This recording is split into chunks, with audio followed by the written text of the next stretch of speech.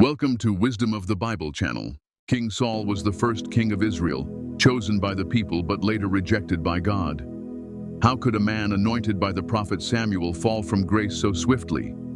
His story is more than one of power and prestige. It is also a lesson in pride, disobedience, and a quest for redemption that never arrived. What truly caused his downfall? Which decision proved fatal, robbing him of God's favor? If you wish to explore the rise and fall of a king who had every advantage yet lost it all, continue reading until the final word. Among the tribes of Israel, there was a respected man named Kish from the tribe of Benjamin. His son Saul stood out among the Israelites. He was notably tall and very handsome, drawing attention wherever he went. One day, several of Kish's donkeys went missing, so he sent Saul and a servant to track them down. Their search took them through various areas, yet they could not find the animals anywhere. As Saul thought about heading back, worried his father would be concerned, his servant proposed visiting a man of God in a nearby town. In those days, prophets were called seers, and this seer was well regarded because all his words came true. When they reached the city, they asked some young women drawing water if the seer was present. They confirmed his presence and urged Saul to move quickly, as the seer was about to attend a sacrifice. Saul and his servant pressed on, but before they could find him, the prophet Samuel was already expecting them. God had spoken to Samuel the day before, revealing that a man from Benjamin would arrive, destined to be anointed as Israel's leader. The moment Samuel saw Saul, God told him that this was indeed the chosen one. Saul, unaware of what was about to happen, received an honorable welcome. Samuel led him to the altar, offered him a seat of honor among the guests, and set before him a choice portion of meat that had been reserved for him. After the meal, Samuel made arrangements for Saul to spend the night. At dawn, he asked Saul's servant to go on ahead so he could speak with Saul in private. Then he took a flask of oil, poured it on Saul's head, and said, "The Lord has anointed you as ruler over his inheritance." Samuel then predicted 3 signs to confirm Saul's calling. First, on his way home, he would meet 2 men who would say the lost donkeys had been found, and that his father was now worried about him. Next, near the oak of Tabor, he would meet 3 men going to Bethel who would offer him 2 loaves of bread. Finally, in Gibeah, he would encounter a group of prophets coming down the hill, playing instruments and prophesying. At that moment, the Spirit of the Lord would come upon him, turning him into a new person. All happened just as Samuel said. As soon as Saul met the prophets, the Spirit took hold of him, and he joined them in prophesying. The people who recognized Saul were amazed, asking, "What has happened to the son of Kish? Is Saul also among the prophets?" This incident became famous throughout Israel. When Saul returned home, he told no one about his anointing. Even when his uncle asked what Samuel had said, Saul only mentioned the donkeys were found. He still didn't realize the full weight of his calling, but soon he would stand before the nation in the role God had chosen for him. The Israelites wanted a king so they could be like other nations, despite God's warnings. The Lord granted their request and instructed Samuel to gather the tribes to reveal his chosen one. In Mizpah, Samuel gathered the people and delivered the Lord's message, reminding them how God had rescued them from Egypt and from their enemies. Yet they had rejected God's direct rule and demanded a human king. To reveal the chosen man, Samuel cast lots among the tribes of Israel. The tribe of Benjamin was selected, then the family of Matri, and finally Saul, son of Kish. But when they searched for him, he was missing. The Lord told them Saul was hiding among the supplies. They rushed to fetch him, and when he stood, he was taller than everyone else. Samuel declared, "Look at the man the Lord has chosen. There is no one like him among all the people." Excited, the crowd shouted, "Long live the king!" Samuel explained the kingdom's laws and recorded them, then sent the people home. Saul went back to Gibeah, followed by brave men whose hearts God had touched. However, some troublemakers scoffed, saying, "Can this man save us?" They refused to show him respect or give gifts, but Saul stayed silent and ignored them. Not long after, his first big challenge arrived. Nahash, the Ammonite king, besieged Jabesh-Gilead, demanding that everyone there have their right eye gouged out to disgrace all Israel. The elders asked for 7 days to find help. If no one came, they would surrender. They carried the dire news to Saul, and when he heard it, the Spirit of the Lord powerfully moved him, and his anger flared. He took a pair of oxen, cut them in pieces, and sent them throughout Israel with a warning. "This is what will be done to the oxen of anyone who does not follow Saul and Samuel." The people were seized with fear of the Lord, and 330,000 men joined Saul. He sent word to Jabesh that they would be saved by the next day. At dawn, Saul split his army into 3 groups and attacked the Ammonites, scattering them so thoroughly that survivors fled in every direction. After this triumph, the people wanted to punish those who had doubted Saul, suggesting they be killed. However, Saul showed mercy, saying, "No one will be executed today, for the Lord has brought deliverance to Israel." Samuel then called everyone to Gilgal, where Saul's kingship was reaffirmed. They offered sacrifices and rejoiced before God. The celebration was joyful, but Samuel also issued a serious warning. If the king and people followed the Lord, all would be well. If they turned away, they would face the same judgment as their forefathers. Thus, Saul's destiny was tied to his obedience. His rule began with triumph, but the true test would be his loyalty to God. Saul's leadership started off strong, winning respect by defeating the Ammonites. But he soon encountered a trial that exposed his impatience and disregard for God's word. The Philistines, longtime enemies of Israel, assembled a huge army, including thousands of chariots, horsemen, and foot soldiers as countless as sand on the shore. Terrified by their numbers, many Israelites hid in caves and wells. Saul stayed at Gilgal, waiting for Samuel, who had told him to wait 7 days before making a sacrifice. This was not just a ritual, but showed Israel's dependence on the Lord for victory. As the week dragged on without Samuel, Saul panicked. Soldiers began deserting, and he feared losing them all. So he offered the sacrifice himself, even though he was not a priest and had no divine permission. Just as he finished, Samuel arrived and sternly asked, "What have you done?"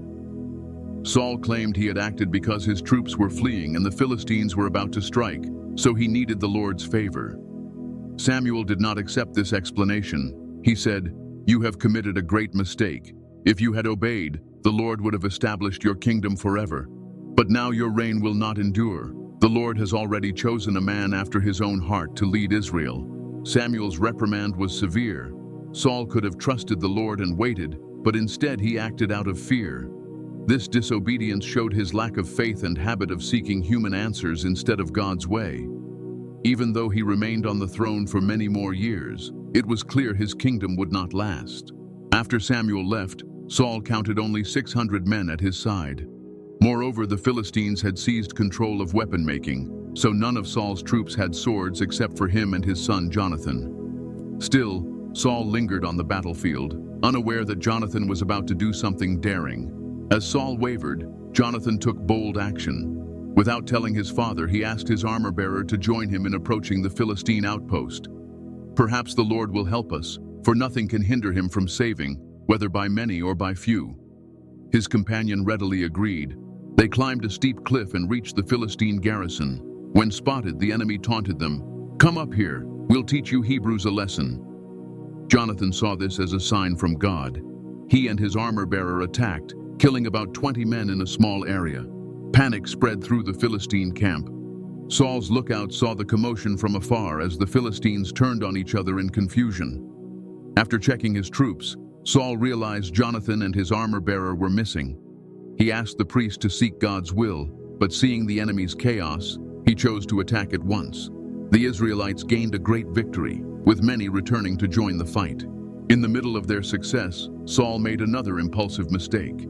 He commanded everyone not to eat until they had fully defeated the Philistines. Exhausted and hungry, his soldiers fought all day without food. Unaware of his father's vow, Jonathan found honey and ate it, renewing his energy. When told of the oath, he said, "My father has brought trouble to the people." This rash order led to a partial victory, letting many Philistines escape. Later, Saul asked the Lord if they should pursue them further, but received no answer. Realizing someone had broken his oath, he cast lots, revealing Jonathan was the offender. Jonathan admitted eating honey, and Saul declared he must die. But the army intervened, saying, "Jonathan brought victory today. He cannot die." Saul backed down, sparing Jonathan. Yet this episode exposed Saul's impulsiveness. His poorly thought-out decisions harmed his own people. Although he won more battles and expanded Israel's borders, God soon tested him again. Samuel came to him with a direct command: "Go and completely destroy the Amalekites. Do not spare anyone, not even their animals." God was judging the Amalekites for opposing Israel since the Exodus and repeatedly harassing them. Saul led his army, achieving a strong victory. But instead of obeying fully, he spared King Agag and kept the best animals, claiming they were for sacrifice. In truth, they acted on their own desires, showing Saul valued his own logic over God's orders. That night the Lord told Samuel, "I regret that I have made Saul king, for he has disobeyed me and has not followed my commands." Samuel cried out to God all night, grieved by what had happened. At dawn he went to find Saul, learning that the king had built a monument for himself, revealing arrogance instead of humility. When Samuel reached him, Saul greeted him cheerfully, "Blessed be the Lord, I have carried out the Lord's command." But Samuel replied, "Then why do I hear the bleating of sheep and the lowing of cattle?" Saul insisted the people had kept the best animals to sacrifice, but Samuel cut him off, saying, "Does the Lord delight in sacrifices more than in obedience? To obey is better than to sacrifice." Confronted by these words, Saul admitted, "I have sinned, for I feared the people and obeyed their voice." Yet his fate was sealed. Samuel declared, "The Lord has torn the kingdom of Israel from you and has given it to another better than you."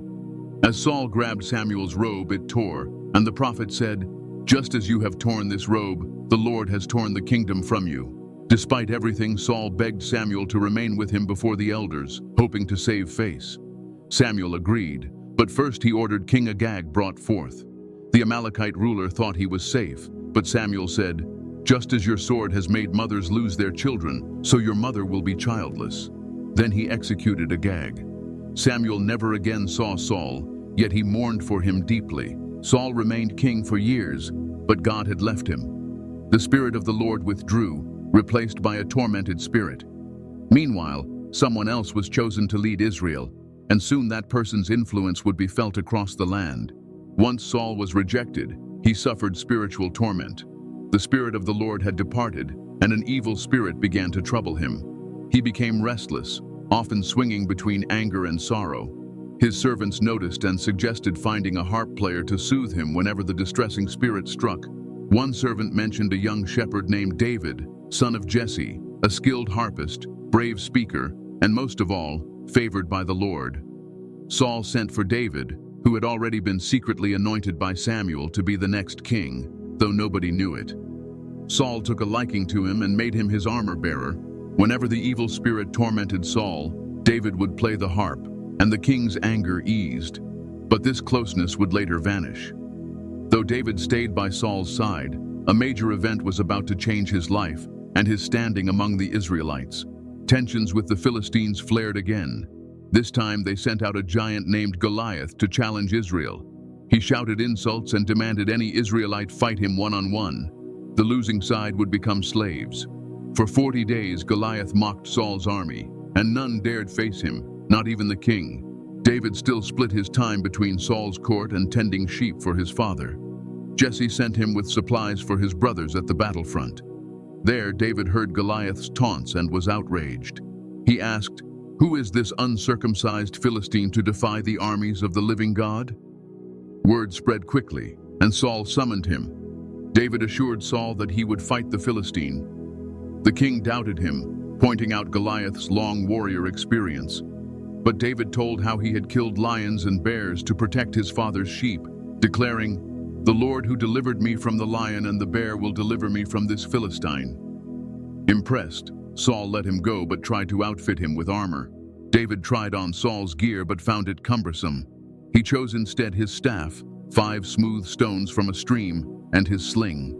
Thus prepared, he stepped out to face Goliath. The giant laughed at the sight, saying, "Am I a dog that you come at me with sticks?" He cursed David by his gods, vowing to feed him to the birds and beasts. David stood firm and answered, "You come against me with sword, spear, and shield, but I come against you in the name of the Lord of hosts, the God of Israel, whom you have defied. Today, the Lord will deliver you into my hands, and I will strike you down." As Goliath approached, David hurled a stone from his sling. It struck the giant's forehead, and he fell face first to the ground. Everyone was shocked as Goliath collapsed. David ran over, took the giant's own sword, and cut off his head. The Philistines panicked and fled, while Israel's soldiers chased them away. Word of David's victory spread quickly. Saul asked, "Whose son is this?" And David replied, "I am the son of Jesse from Bethlehem." The people praised him, but Saul began to see him as a threat. David's fame soared, and he moved into Saul's house, becoming a respected military commander. With each victory, the people sang in the streets, "Saul has slain thousands, but David tens of thousands." Saul's jealousy flared, fueled by his tormenting spirit. One day, as David played his harp to calm the king, Saul hurled a spear at him, intending to kill him. Fearing public outrage, Saul tried to remove David by placing him on the front lines, hoping he'd die in battle. But David prevailed each time. Next, Saul offered him his daughter Michal in marriage if David brought back proof of killing 100 Philistines. David returned with evidence of 200, forcing Saul to keep his word. Far from ruining David, this brought him into the royal family. Meanwhile, Jonathan and David grew inseparable. Jonathan realized God had chosen David, and, though he was heir to the throne, he pledged loyalty to his friend. When Saul's hatred could not be contained, Jonathan warned David. They met secretly, wept together, and Jonathan promised to help him in any way he could. That night, David fled, becoming Saul's primary target. Saul sent guards to David's home, but Michal helped him escape through a window. David sought refuge with Samuel, yet Saul pursued him relentlessly. The king was consumed by the obsession to kill the man who had once served him loyally. David was forced to roam foreign lands and hide in caves as a fugitive, protected by God. Saul, meanwhile, slid deeper into paranoia. David's flight began a long period of exile. Others who were unhappy with Saul joined him, forming a band of about 400 men who had faith in David's leadership. Over time, their numbers grew. Even though Saul was hunting him unfairly, David refused to harm the king, for he was still the Lord's anointed. Twice, David had the chance to kill Saul, yet he spared him both times. Once, Saul entered a cave to rest, not knowing David and his men were inside. David's men urged him to seize the moment, but he only cut off a piece of Saul's robe. Later, he showed it to Saul from a safe distance, proving he could have killed him, but chose mercy. Saul wept and said, "Now I know that you will be king, and that the kingdom of Israel will be firmly established in your hands." Yet Saul's regret was fleeting, and he soon returned to hunting David. Another time, David crept into Saul's camp at night and found him asleep with his spear by his head. A companion wanted to kill Saul, but David again refused. He took the spear and a jug of water, leaving unharmed. At dawn, he called from a distance, showing Saul the items he had taken to prove his mercy. Saul acknowledged his wrongdoing again, but did not give up his pursuit. Realizing there would be no peace, David decided to live among the Philistines, hoping Saul would stop chasing him. Indeed, Saul ended his search, yet his downfall was inevitable. Each reckless choice pulled him further from God, and he ruled without divine guidance. Saul felt his power slipping away. God no longer guided him through prophets or dreams. The Philistines gathered a large force, ready to strike Israel. In despair, Saul broke his own law by seeking a medium in Endor. Disguised, he asked her to bring up Samuel's spirit, pleading for answers. Startled, the woman realized Saul's identity, but he reassured her. Samuel's spirit confronted Saul, who said, "God has turned away from me. The Philistines are attacking, and I do not know what to do." Samuel replied that since the Lord had rejected him, there was no help. He foretold that Saul and his sons would die in the battle, and Israel would fall to the Philistines. Saul fell into despair, knowing his end was near. The next day, the Philistines attacked, routing Israel's army. Saul's sons were killed, including Jonathan. Wounded by arrows, Saul, not wanting capture, asked his armor-bearer to kill him, but the young man refused. So Saul fell on his own sword, ending his life. The Philistines found Saul and his sons on Mount Gilboa. They beheaded him and displayed his body on the walls of Bethshan. But the men of Jabesh Gilead, whom Saul had rescued in earlier days, bravely retrieved the bodies at night. They burned them and buried the bones under a tamarisk tree, mourning for 7 days. Saul began with bright prospects but died in shame. His greatest failure was not losing battles, but losing his trust and obedience to God. The throne he occupied was taken by someone else, a man after God's own heart. While Saul's ashes rested under that tree, a new king prepared to write a different chapter for Israel. Saul's death ended one era and ushered in another. Though his reign was stained by disobedience, he left moments of unity and strength. When David heard of Saul's death, he mourned. He composed a lament, saying, "How the mighty have fallen! Jonathan, my brother, how precious you were to me." David's sorrow was real. He recognized Saul's flaws but honored his position as the Lord's anointed. Meanwhile, Abner made Saul's son Ishbosheth king over part of Israel, causing a divided rule. David ruled over Judah from Hebron. Eventually, conflict broke out, and David grew stronger while Ishbosheth weakened, until his death and the uniting of Israel under David's reign. David became king in Jerusalem, establishing the city as Israel's capital. His leadership contrasted sharply with Saul's. Saul relied on fear and impulsive acts, while David leaned on faith and courage. Yet David too would face challenges. The nation's story continued, but God's plan remained firm. Saul had been the people's choice, but David was God's prepared leader. Saul's life stands as a powerful example. He was chosen by God at first, but pride and fear led him away. His reign ended in a series of poor decisions that finally severed his bond with the Lord. His fate reminds us that being called is not enough. We must also obey. And what about you? Are you following your own plans instead of seeking God's will? Saul's downfall happened gradually, as small acts of disobedience accumulated. We too can drift from God's purpose if we ignore his guidance. Will you learn from this story or repeat Saul's mistakes? What will you do with this lesson? Reflect on your choices or continue down a dangerous path. Saul's path was tragic, but it warns us to trust and obey the Lord before it's too late. May this story lead you to deeper reflection. Blessings, and may God be with you. Hello, dear viewers. Thank you for watching our channel, Wisdom of the Bible. I personally invite you to subscribe to our channel. It supports us and helps us create more videos. Thank you, and God bless you.